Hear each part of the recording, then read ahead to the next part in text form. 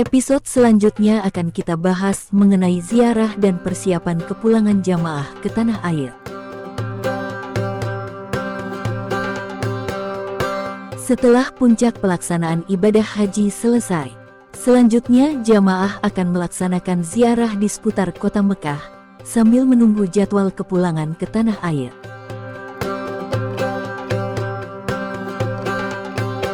Jamaah bisa melaksanakan ziarah secara mandiri maupun berkelompok.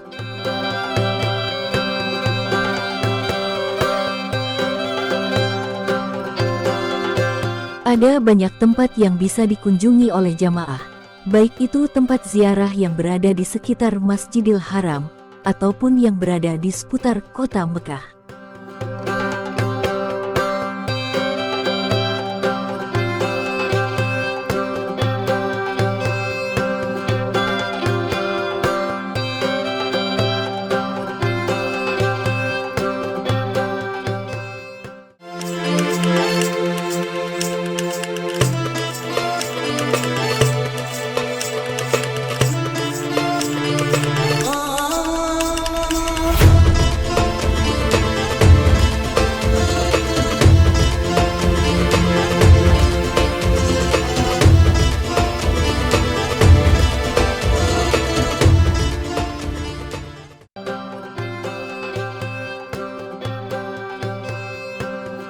Tahapan berikutnya adalah ziarah dan persiapan kepulangan jamaah ke tanah air.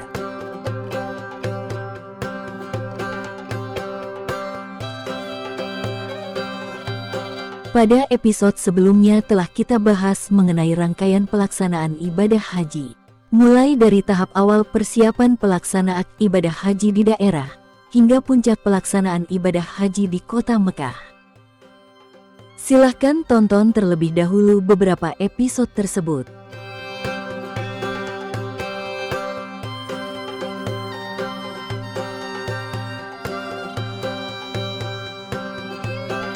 Sebelum kita lanjutkan, mohon berikan dukungan terhadap channel ini dengan mengklik tombol berikut.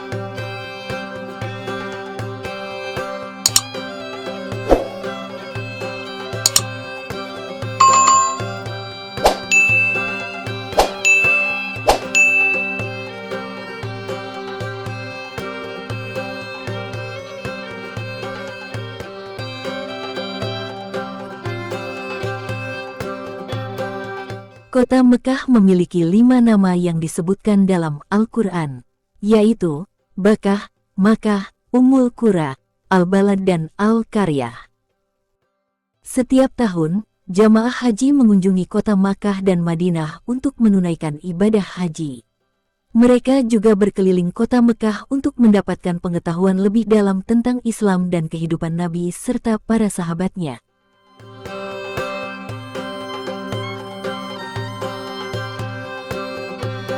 Kota Mekah bukan hanya tempat kelahiran Rasulullah, tetapi juga merupakan tempat di mana beliau dikaruniai wahyu pertama oleh Allah dan memulai kenabiannya.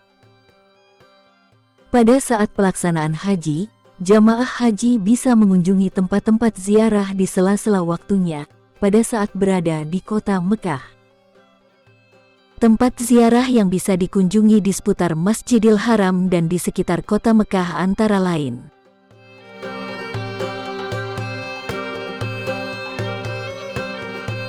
Sumur Zam-Zam. Zam-Zam adalah sebuah perigi yang terletak tidak jauh dari makam Ibrahim di luar Ka'bah. Sumur ini menjadi rebutan bagi semua jamaah haji yang datang untuk berziarah.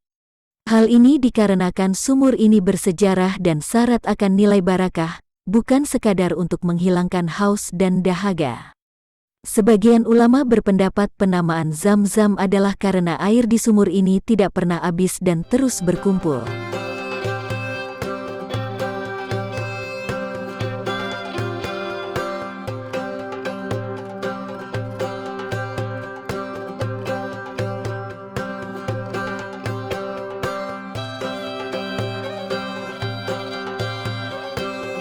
Rumah tempat kelahiran Rasulullah. Rumah Rasulullah termasuk salah satu tempat ziarah di Makkah yang banyak dikunjungi oleh jamaah.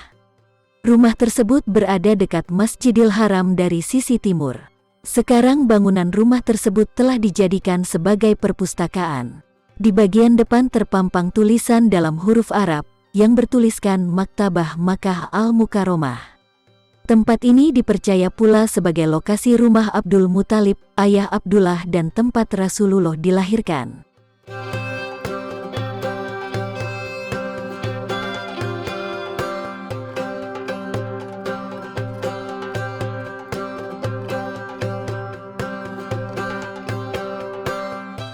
Jabal Nur. Jabal Nur terletak di timur laut dari kota Mekah, kurang lebih sekitar 6 km dari Masjidil Haram dengan ketinggian sekitar 280 meter. Posisi bersebelahan dengan sebuah bukit yang lebih rendah, yaitu Jabal Sabir Gina yang pucuknya menyerupai punuk unta. Awalnya bukit ini bernama Jabal Hira, sebab puncaknya terdapat Gua Hira. Letak Gua Hira di belakang dua batu raksasa yang sangat dalam dan sempit dengan ketinggian sekitar 2 meter. Di bagian ujung kanan gua terdapat lubang kecil yang dapat dipergunakan untuk memandang kawasan bukit dan gunung arah Makkah. Gua Hira menjadi lokasi di mana Rasulullah menerima wahyu pertama, ketika didatangi malaikat Jibril yang mengajar baginda Nabi membaca 5 ayat pertama dalam surah Al-Alaq.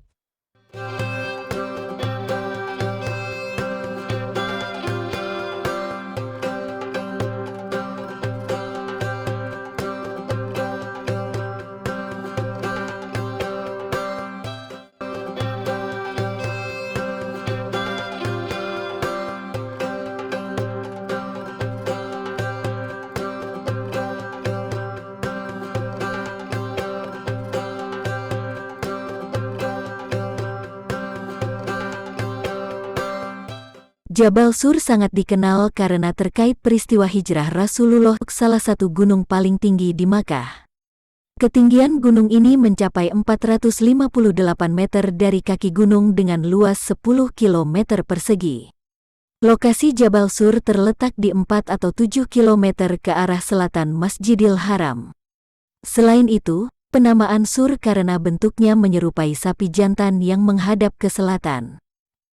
Jabal Sur merupakan bukit dengan gua yang berkaitan erat dengan kisah pelarian Rasulullah dari kaum kafir Quraisy. Nabi Muhammad bersama sahabatnya Sayyidina Abu Bakar As-Siddiq pernah bersembunyi di salah satu gua ini ketika dikejar kaum kafir Quraisy yang hendak membunuhnya.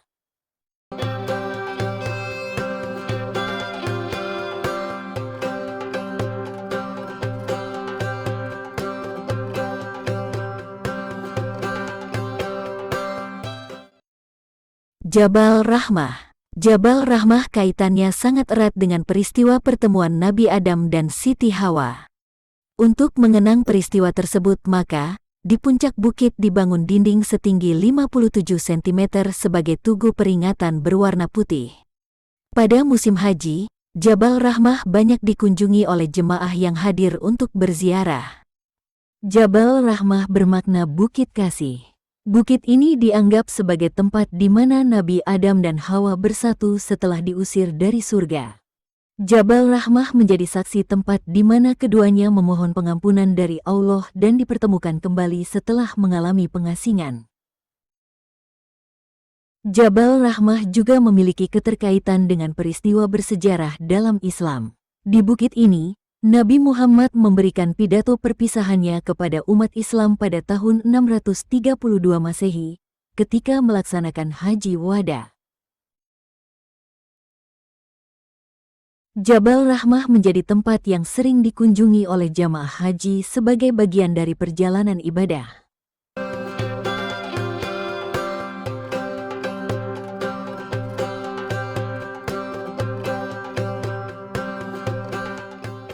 Sebagai tempat bersejarah dan sakral, Jabal Rahmah memegang peran penting dalam perjalanan spiritual umat Muslim. Bukit ini juga menjadi simbol dari kasih sayang dan pengampunan Allah. Jabal Rahmah juga merupakan tempat turunnya wahyu terakhir. Di tempat itulah malaikat Jibril disebutkan turun ke bumi untuk terakhir kalinya guna mengucapkan salam perpisahan kepada Rasulullah. Sang Nabi disebutkan menerima wahyu terakhirnya saat sedang melakukan wukuf di Padang Arafah ketika menunaikan haji wada. Surat Al-Maidah ayat 3 yang disebut sebagai tanda kesempurnaan ajaran Islam. Sebuah wahyu terakhir yang disambut tangis para sahabat karena menjadi penanda usainya tugas Rasulullah. Sebuah alarm pengingat untuk tibanya saat perpisahan.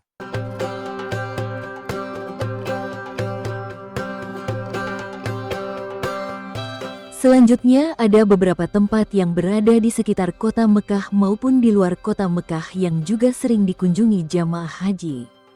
Salah satu masjid yang juga sering dikunjungi jamaah adalah Masjid Aisyah. Masjid tersebut berada di Tanim. Jamaah yang akan melaksanakan umrah sunnah biasanya akan mengambil mikot di sini. Tanim adalah nama sebuah desa. Adapun Masjid Aisyah ditetapkan namanya oleh baginda Nabi sendiri sebagai salah satu mikat ibadah haji atau umrah. Dalam sebuah hadits, diriwayatkan bahwa ketika baru selesai menunaikan haji wada bersama Rasulullah, Ummul Mukminin Aisyah melanjutkan ibadah umrah. Untuk memulai ihram umrah itulah, baginda Nabi menyuruh Aisyah berangkat ke Tanim dan memulai ihramnya dari lokasi tersebut. Kemudian masjid yang menjadi tempat mikat Aisyah lantas dinamakan Masjid Aisyah. Selain itu juga terdapat banyak tempat bersejarah yang berada di luar kota Mekah, seperti Jeddah dan Taif. Jeddah adalah kota pelabuhan utama di Arab Saudi, baik pelabuhan laut maupun pelabuhan udara. Terletak di tepi Laut Merah. Sebagai kota dagang, Jeddah memiliki fasilitas kota yang cukup memadai. Pelabuhan lautnya merupakan pelabuhan utama yang merupakan sentral perdagangan menuju berbagai negara, khususnya negara-negara di pesisir timur Afrika, serta Yaman. Pelabuhannya merupakan pelabuhan bebas.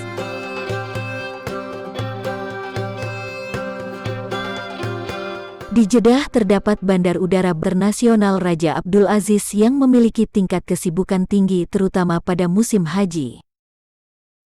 Selain digunakan untuk melayani penerbangan haji, Bandara Jeddah digunakan untuk kepentingan komersial biasa selain Dammam dan Riyadh. Nama Jeddah berasal dari bahasa Arab, Jadah atau Judah, yang berarti nenek. Konon, nama ini berkaitan dengan sejarah turun-temurun bahwa nenek moyang manusia, Hawa istri Nabi Adam, dikuburkan di daerah ini.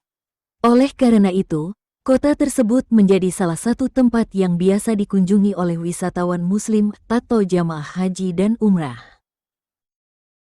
Dari sumber yang umum kata Jadah yang berarti nenek, sebab di sana ada makam yang diyakini sebagai makam Siti Hawa, istri Nabi Adam yang merupakan nenek moyang manusia.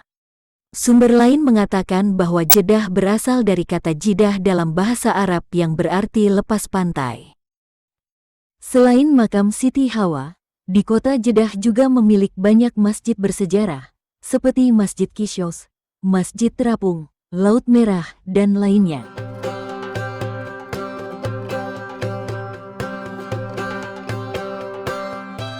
Tempat lain yang juga selalu dikunjungi jamaah haji adalah kota Taif. Taif adalah kota besar ketiga setelah kota Makkah dan Madinah. Kota ini berada di sebelah tenggara Makkah yang berjarak sekitar 75 mil atau sekitar 80 km dari Mekah, dengan waktu tempuh sekitar 1,5 jam. Taif, salah satu kota sejuk di tengah gersangnya Saudi Arabia. Selain berhawa sejuk, tanahnya yang subur dan memiliki sejarah bagi Rasulullah menjadi daya pikat bagi para jemaah haji dan umroh untuk berkunjung ke kota Taif.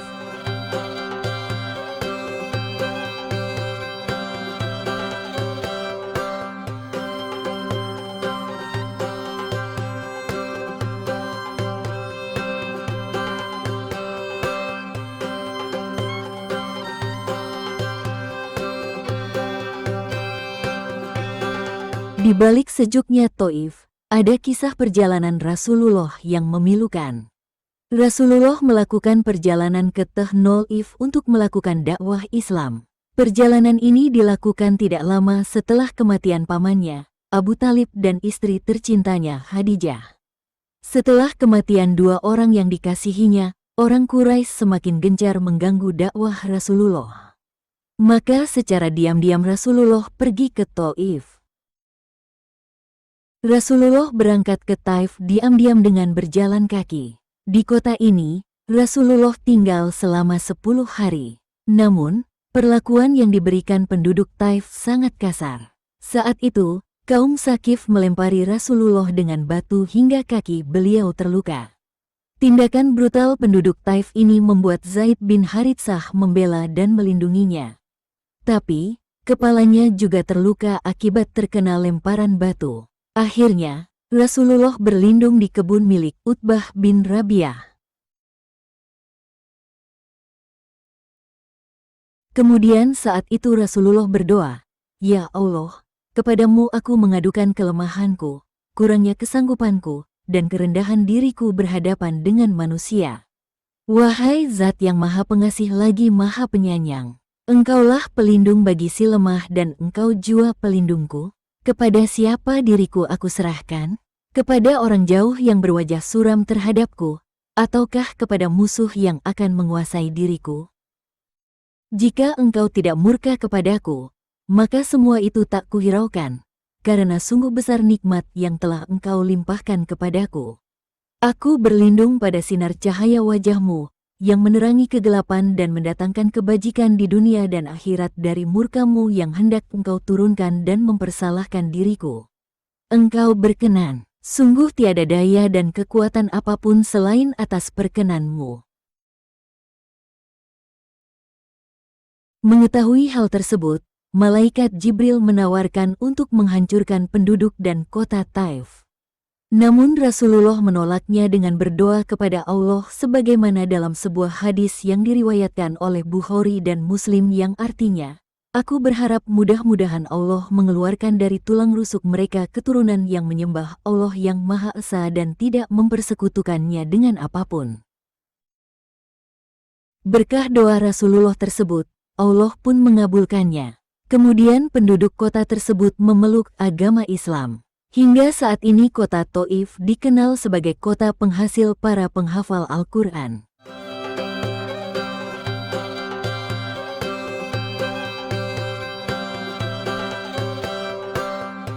Thaif merupakan salah satu kota yang memiliki hawa sejuk, udara yang sejuk karena berada di lembah pegunungan Asir dan pegunungan Al-Hada. Kota ini terkenal dengan perkebunan delima, kurma, sayuran lainnya, termasuk juga tumbuh pohon zakum, yaitu pohon yang penuh duri. Beraneka macam buah-buahan, sayuran, bahkan aneka macam bunga tumbuh dengan subur di kota Thaif.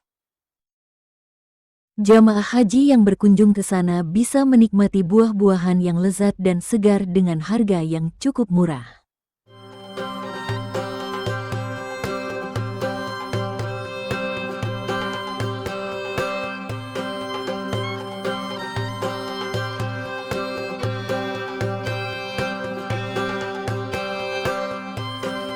Kota Thaif juga dikenal sebagai kota mawar, ada sekitar 800 perkebunan bunga yang terhampar. Setiap musim semi tiba, penduduk di kota Thaif akan memetik, memanen dan menyuling sekitar 300 juta bunga yang mekar.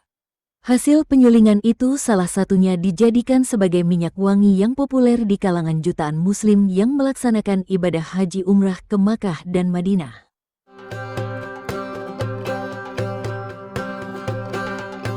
Beraneka ragam aroma minyak wangi yang harum dan asli diproduksi di kota ini. Jamaah bisa mengunjungi tempat penilingan minyak wangi tersebut. Jamaah akan mendapatkan sedikit ilmu mengenai tata cara pembuatan minyak wangi. Kemudian jamaah bisa membeli aneka minyak wangi yang asli untuk dibawa pulang ke tanah air sebagai oleh-oleh dari kota Thaif.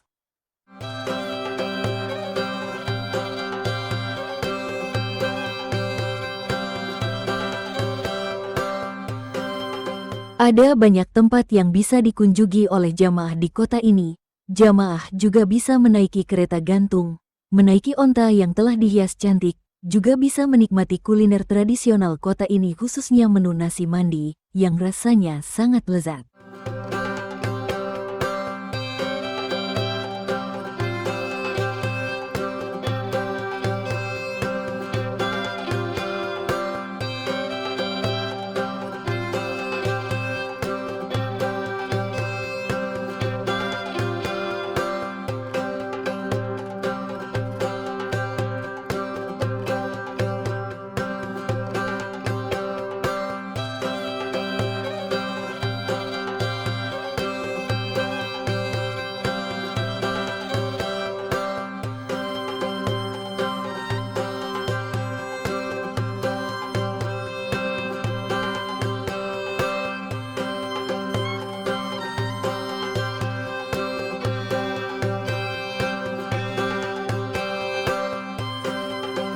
Selanjutnya, pada waktu yang telah ditentukan sesuai jadwal, jamaah akan melakukan persiapan untuk kepulangan ke tanah air bagi jamaah gelombang 1 dan persiapan menuju kota Madinah bagi jamaah gelombang kedua. Pada saat akan meninggalkan kota Mekah, jamaah akan melaksanakan tawaf wada atau tawaf perpisahan. Tawaf wada adalah amalan terakhir yang dilakukan jemaah haji di Makkah. Karena itu tawaf wada juga bermakna selamat tinggal. Wajib hukumnya untuk jemaah haji melakukan tawaf sebelum meninggalkan Makkah. Namun ada keringanan tawaf wada kepada perempuan haid atau nifas. Perempuan yang sedang haid atau nifas dapat menjalankan tawaf wada setelah suci. Jika tidak bisa menunggu lantaran harus segera meninggalkan Mekah, maka amalan tawaf wada gugur. Sebagai gantinya, penghormatan kepada Baitullah cukup dilakukan dengan berdoa di depan pintu gerbang Masjidil Haram. Ketentuan atau tata cara tawaf wada sama seperti tawaf lainnya. Selanjutnya, rombongan jamaah melakukan persiapan untuk meninggalkan kota Mekah. Bagi yang akan menuju Madinah, jemaah akan diberangkatkan menggunakan bas. Dan untuk jamaah yang akan bertolak untuk kembali ke tanah air, akan diberangkatkan menuju Bandara Jeddah, kemudian diterbangkan kembali ke tanah air. Ketentuan barang bawaan jamaah dalam proses pemulangan, jamaah sudah mulai diingatkan untuk mematuhi peraturan penerbangan, khususnya terkait dengan barang bawaan. Ada batasan berat barang bawaan dan jenis-jenis barang yang dilarang untuk dibawa selama penerbangan. Penerbangan membatasi berat koper besar jamaah haji maksimal 32 kg. Koper besar yang dibawa juga harus sesuai dengan standar maskapai tersebut, di antaranya tidak dipasang jaring-jaring pada koper. Di dalam koper tersebut juga tidak boleh diisi dengan benda cair seperti air zam-zam, tabung aerosol, power bank, dan barang-barang berharga. Jika koper atau barang bawaan terdapat barang yang tidak sesuai dengan ketentuan, atau barang terlarang yang dapat membahayakan keamanan dan keselamatan penerbangan, maka akan dibongkar oleh otoritas yang berwenang. Sementara ketentuan berat untuk tas kabin atau tas tenteng maksimal 7 kg. Dalam tas ini juga tidak boleh diisi dengan barang bawaan seperti air zam-zam, korek api, tabung aerosol, timbangan, mainan menyerupai senjata, dan benda-benda tajam seperti gunting, pisau cukur, pemotong kuku, peniti, pisau cutter, dan sejenisnya. Jamaah hanya diperbolehkan membawa tas bagasi, tas kabin, dan tas paspor yang berlogo sesuai penerbangan. Barang jamaah berupa koper besar akan dikumpulkan 3 hari menjelang kepulangan ke tanah air. Pada saat tiba jadwal kepulangan jamaah sesuai yang telah ditentukan, seluruh jamaah akan bersiap kemudian diberangkatkan dengan bas menuju bandara. Pada saat dalam bas, paspor jamaah yang sebelumnya disimpan di maktab akan dikembalikan kepada masing-masing jamaah. Setibanya di bandara, jamaah akan ditempatkan di ruang tunggu bandara. Pihak penerbangan akan kembali mengingatkan jamaah mengenai ketentuan barang yang boleh dan yang tidak boleh dibawa jamaah dalam tas kabin. Pihak penerbangan akan kembali melakukan sweeping terhadap barang-barang jamaah sebelum masuk X-ray.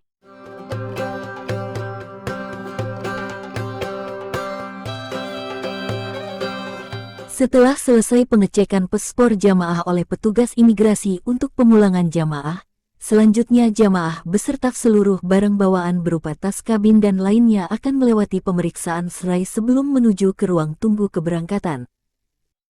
Pada waktu yang telah ditentukan, seluruh jamaah akan menaiki pesawat secara tertib untuk terbang kembali ke tanah air.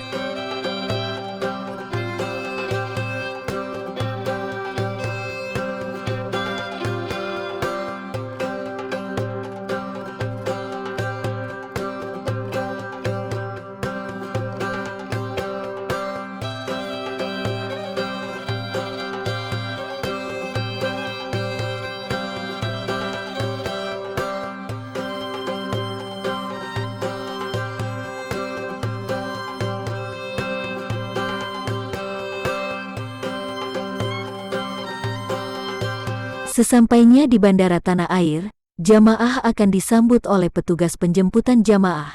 Kemudian jamaah akan dibawa kembali menuju embarkasi.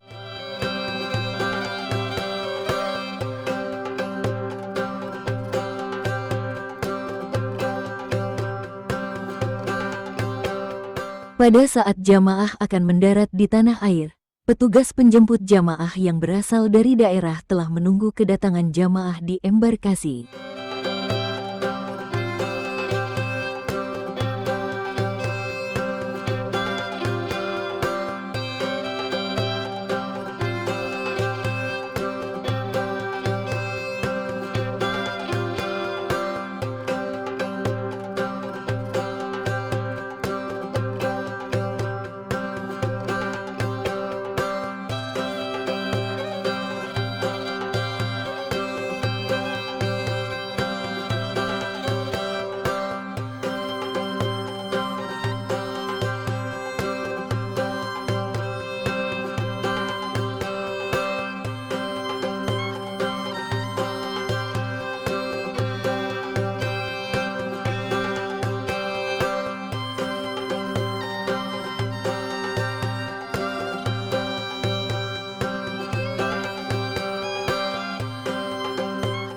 Pihak embarkasi akan mengadakan penyambutan jamaah yang baru tiba dari Tanah Suci. Acara tersebut akan dihadiri oleh para pejabat, baik dari pihak Kementerian Agama sebagai pelaksana pemberangkatan jamaah haji maupun pejabat daerah yang datang menjemput jamaah dari daerahnya masing-masing. Di embarkasi, jamaah akan mendapatkan air Zam-Zam yang telah disediakan sebagai oleh-oleh kembali ke rumah masing-masing. Setelah selesai penyambutan, jamaah akan bersiap untuk diberangkatkan kembali ke daerah masing-masing sesuai jadwal yang telah ditentukan dari daerah masing-masing jamaah. Adapun barang jamaah berupa koper besar, akan langsung diurus oleh petugas dari daerah masing-masing. Jamaah baru akan menerima koper besarnya setelah sampai di daerah. Begitu juga dengan air Zam-Zam untuk jamaah. Pada waktu yang telah ditetapkan, jamaah menjemput kopernya masing-masing.